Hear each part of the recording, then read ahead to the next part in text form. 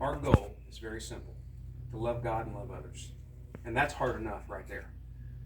Okay? And that's a constant struggle. But our goal is to love God and love others. As we go on down, we're going to get to a thing where you truly start understanding what God truly has for you. Okay? But the love God and love others, that's key. That's everything. That's your purpose. Okay? Because you're projecting into the world. You're projecting God's love into the world.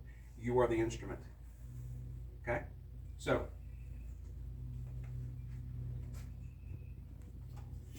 with this, your purpose is you are preparing your shot process.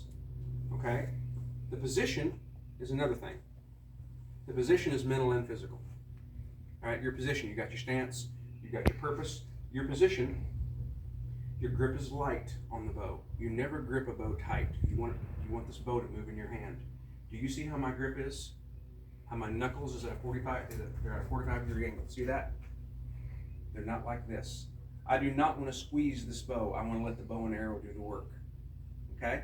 So if you hold your arrow like this, your wrist is straight. If you're squeezing tight, you have much more chance of controlling the arrow, and your goal is you want the arrow to go straight. So that is your positioning. So I am here mentally and physically. 3 fingers under the nock, and that's how I teach. And the reason I teach this way, you can shoot split. But right now, as you're a new archer, you need to shoot 3 under, because split will cause all kinds of other issues. Shoot 3 under for right now. Thumb and pinky stays out. Okay? All right. Positioning. Archery is mental just as much as it is physical. Okay? You have to, what you're doing is you're sitting there and you're going, it's about to go down, baby. All right? You're sitting there and you're going, I'm about ready to release this arrow. So what do I need to do? I need to start thinking about the form I was just taught. I need to think. I need to prepare my body. And I need to make sure that I am going through the process so I can hit the bullseye, because that's the goal, right? Okay? But in order to hit the bullseye, you have to follow the form. Understood? Okay. Foundation, purpose, position, power. Now, before I get into power, you see how my elbow's up and my arm is locked? Okay? And I'll explain to you why this is. Okay? The power of a traditional bow. I can pull this bow all the way back to here. I can pull this bow back to here. But the goal with traditional archery, or any archery, is repeatable excellence. So you have to be able to come back and use that power similarly every time, the same way, every single time. And that comes to anchor. Now let's go back to power, though. We live in a world where people want power. They choose power. But the Bible says the power belongs to God. So how effective would I be if I decided to use my own power to try to hit this mark?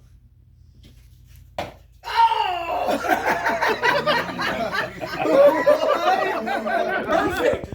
Yep, that's what we want to do, man. You got that on video? Use our own power. Good job. Do it again. That will never happen in a million years again. Thank God. Ignore that. Forget that. What happens if we try to hit it with our own mark? Yeah. Okay. Look how weak that Wait, was. you said repeatable though. So can you do it? Now you said repeatable. Can you do it again though? Right. So yeah, that's a good point. David made a good point. He goes, how repeatable is it? Okay. So it was weak. It wasn't fast. It had no effectiveness. It didn't stick really deep into the target. Right. Okay. So how effective is it if you think about this? If God is the master archer, His bow is His perfect will, and we're the arrow. Because the moment we become saved, let's think of that word, an arrow. God starts tuning us. The first thing a traditional archer does is we tune our arrow to our bow. This arrow has to fit how this bow performs, not the other way around. And so what happens is the moment you're saved, God starts moving you and shaping you and changing you into His arrow, not your own. And so I've tuned these arrows to this bow. So what happens is they will fly straighter, they'll fly faster, better into their intended target. Does that make sense? So if I use God's will, watch me not make as good a shot as I'm throwing it. Okay, so foundation, purpose, position, power, anchor. I didn't even make a good shot as I did, so I took my time. I'm talking and shooting. But here's the deal. Do you see how fast the arrow went? Did the arrow go faster? Okay. Did it go deeper into the target? Probably? Yeah, I would say quite a bit. Yeah. So one thing with me, yeah, I went that deep. I can't talk and shoot at the same time. Okay? So here's the deal. The goal is to allow God to use the power. That's the whole goal. To let God use us in his power, not our own, because our power is ridiculously bad. Okay? So that's power. Anchor. This is traditional archery. You have to find a place to stop. It does not stop for you like a compound. Okay? So in traditional archery, you have to find a place. Now, how I teach is you collapse your thumb, and your thumb knuckle can touch your cheekbone. Do you feel your cheekbone up here? Everyone has one. Okay? You touch bone-on-bone contact, because that won't ever move. And then you touch your middle finger and your side of your mouth. Okay? Now, think of it this way. If I had a rubber band and I wanted to shoot in that trash can, and I figured out exactly how far to pull it out, and I had 5 rubber bands, if I pulled that back the same distance, they would all go in. But if I pulled them back in different distances, it wouldn't be consistent, would it? So that's the whole idea. Is come back here, you're thinking about a repeatable process. So foundation, purpose, position, power, anchor, alignment. This is the number one thing, a part of aim training right here. This is the key. Number 6, alignment. 1 Corinthians 15:33 says, don't be fooled. Bad character corrupts good morals. And in another way, we have a saying here in America, you guys have probably heard, it's an old saying of, show me your friends and I'll show you your future. Have you ever heard that saying? Yes. Okay, some of you have, some of you haven't. And what this means is, as a story, a joke I used to tell my kids, why does Tigger stink? Because he plays with poo. That's a bad joke, isn't it? Okay, but here's the deal. If you're around 4 friends who smoke and you get out of their car, are you going to smell like smoke? Yeah. Even if you smoke or not, you're going to smell bad. Okay, so the key is you got to be careful who you're hanging around with. Look, I used to hang around with kids that, you know, about me telling you the story about that kid who threw that spear at me and I grabbed it and threw it back at. Those guys were great guys. They were a lot of fun, but they were leading me into a bad spot. Every weekend they would go get together and smoke dope and get drunk. And I got to the point one day where I made a decision that I did not want to be known as that.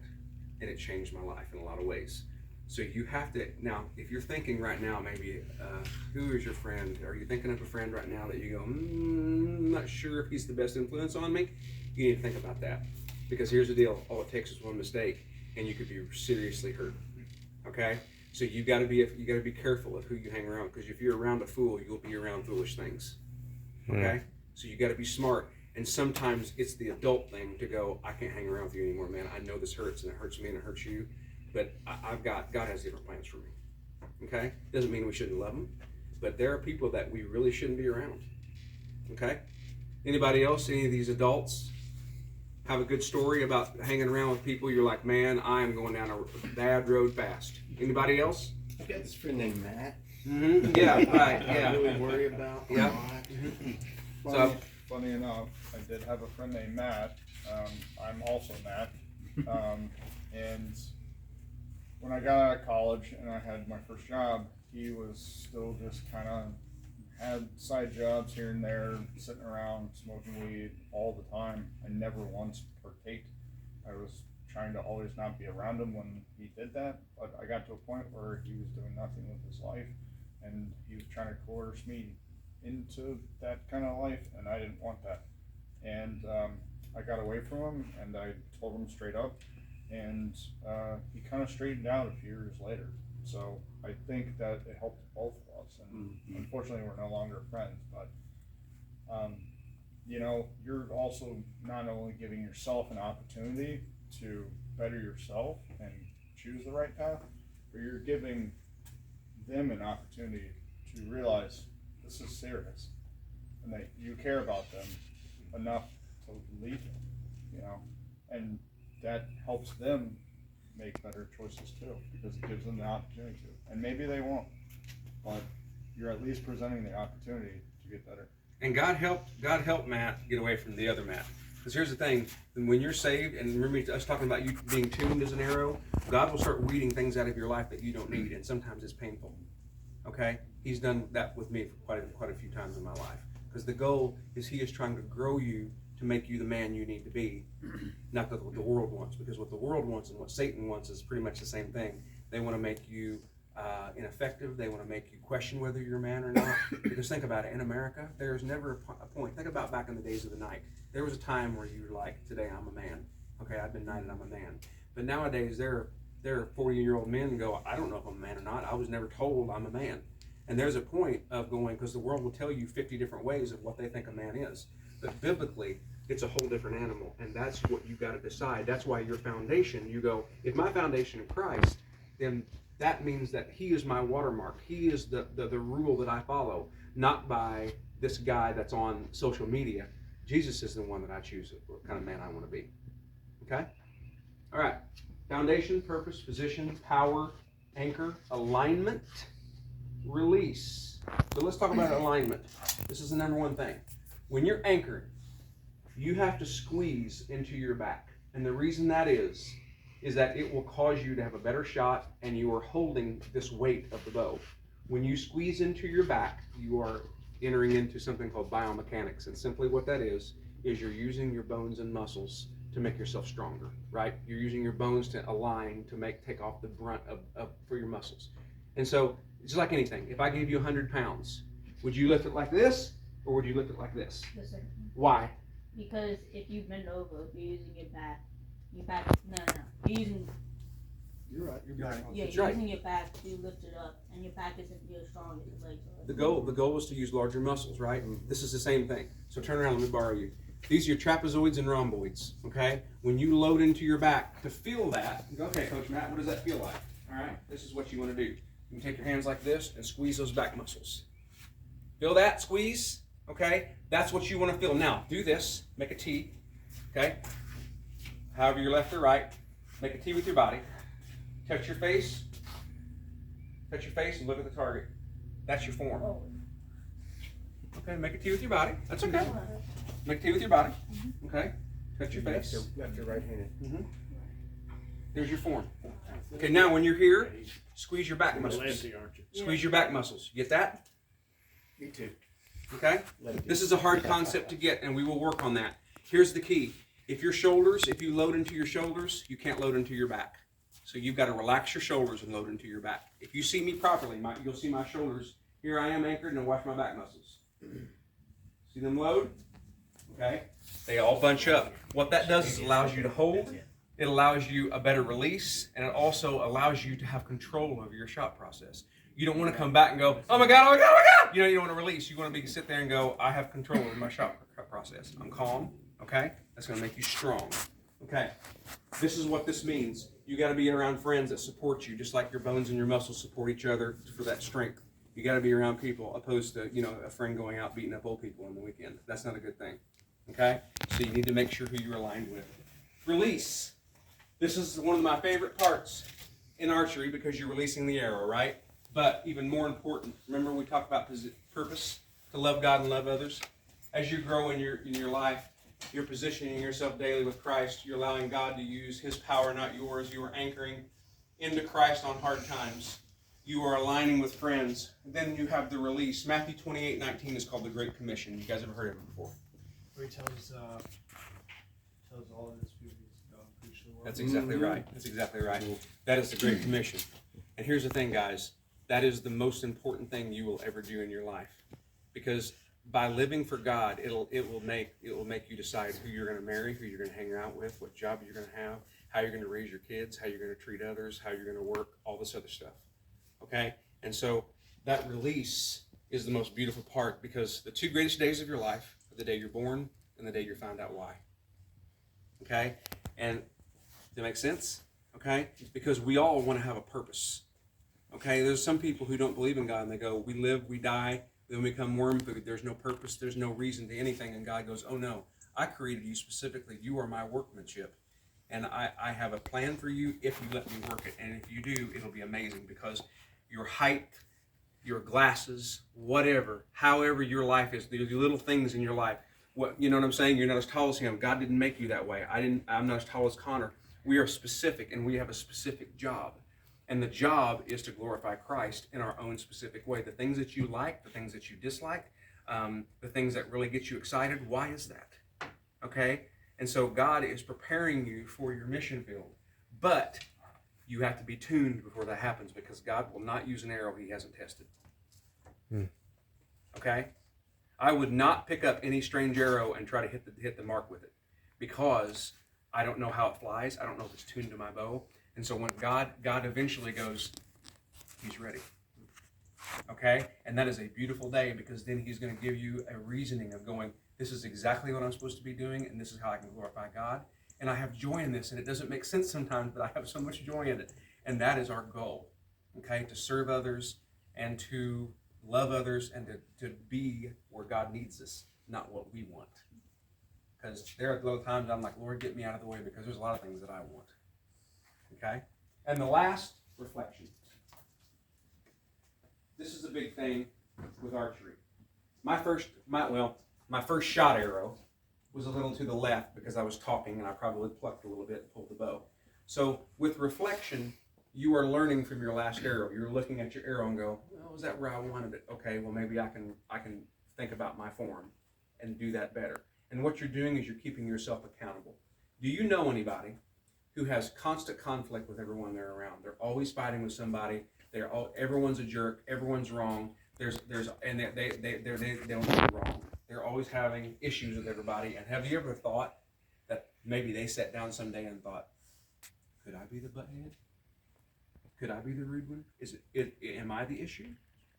That's what keeping yourself accountable. When you keep yourself accountable and you have friends that you're aligned with, they will keep you accountable as well. And those of you who are married, there's no better accountability partner than your wife. Sometimes brutally. So here's the thing. But here's the thing. If they love you, that's what accountability is. You see what I'm saying? Telling the truth is accountability. Telling people about Christ and that there is a hell and that Jesus is the only way, that's going to make some people mad, but you're doing it because you love them. Does that make sense? Okay? And so when you are talking about reflection, you are learning, you are learning how to fix your own issues, and you are asking God to help you with the rest. Okay? Because a lot of times when you're rude to somebody or something, you have a friend and go, hey man, you know, that you probably need to say you're sorry. You see what I'm saying? So when you're shooting today, and we're about ready to, I want you to start going through your process and think about, okay, how can I make this next shot better? There you go. And think about my process, okay? I stopped talking. Did you notice that? Okay? With me, I have ADHD, okay? I'm high strung. Archery has helped me calm down and helped me focus on the process. When I go through my process, I can hit what I'm looking at, okay? Now, I'm not perfect, but remember, archery, just like our walk with Christ, we're not looking for perfection, we're looking for obedience. Your form is your friend in archery and your walk with Christ. Does that make sense? Okay, questions? How'd you hit the target with that? Huh? How'd you hit the target with just your hand? I don't know. I don't know. No one even knows that. There's been crazier stuff happen. I mean, that'll never happen again. I don't know why. So just God has a sense of humor. He wanted to make us all laugh. Okay? And then the next shot wasn't even as good. Any more questions? Does that make sense? Did anything I say not make sense? Okay. So, a couple things. Don't ever pull a bow back and release it without an arrow. That's called dry firing. You could ruin the bows. Okay? You can pull back all day, but just don't release. The energy in this is incredible. I have seen bows crack all the way up the thing where the kid wouldn't listen to me. Also, don't ever leave this line until I tell you to. Okay? Because you don't want a new piercing today. This one? You can just stand right, like put your back foot along that line or wherever, that's fine. I put it here just a little bit closer to give room for everybody to stand, but also to give you guys something to shoot. Same as the shooting range, you don't go down while anyone. Yeah, you listen to the coach. Now here's the deal. I'm going to be back here, and some of the other AIM members are going to be back here watching you guys, and we're going to be helping you with certain things. Do you notice that I kept my elbow up? If you keep everything up, okay, you'll keep your arrow straight as long as your grip is light. But if you're dropping or you're twisting or you're throwing your bow arm, wherever your bow goes, so does your arrow. Okay? So think about that process. Yes, sir. I do have a question. How do you aim with a bow? Okay, it's a great question. So everyone does that differently. For me, I look where I want my arrow to go. That's what I do. I look where I want my arrow to go, and I've understood this bow, how it performs. And so when I'm back farther, I know about where I need to aim to let that arrow drop in there. Okay? Kind of like throwing a football. Do you aim where you throw the football? I don't play football. Or if you're throwing a football? Because you can't see Do you your aim hand where when you're you on throw it. Same The, principle. the main thing that you want to do is make sure you're looking right down the arrow. Okay? Make sure you're looking right down the arrow. You may need to adjust your height, but if you're looking right down the arrow and putting it right on the yellow, then at least you're going to be in line, and then we can adjust your up and down. But you want to look right down the Yeah, arrow, here, take right this. over the top of the arrow. Take this. Throw it at me. Okay. Did you have to sit there and go, okay, I have to grip it and my elbow has to come back, and when I release, you just did it because it was in your subconscious. You didn't have to think about it. That's what you're wanting to do with archery. You're wanting to get it to the point where this form, you have done it correctly so many times that you don't have to think so hard about it. It'll come naturally. But this form it's like it's alien. It's new to you. Okay? I don't care if you shot before. If you do this a lot of times, you have to do it thousands and thousands and thousands of times. And that's the same thing with our walk. It's alien to us. And so you have to adhere to the form. Think about it. Be a thinker. I always say archers are thinkers. Anybody can come in here and fling an arrow. But the archer, the really good archer, is the one that's sitting there going, okay, what am I letting that thing go through? You're always thinking. You're not in a hurry. Archer's not a race. You're never going to hear me go, come on, come on, come on. You know, you go through your process and think. Okay? You ready to shoot? I know you're dying. Thank you.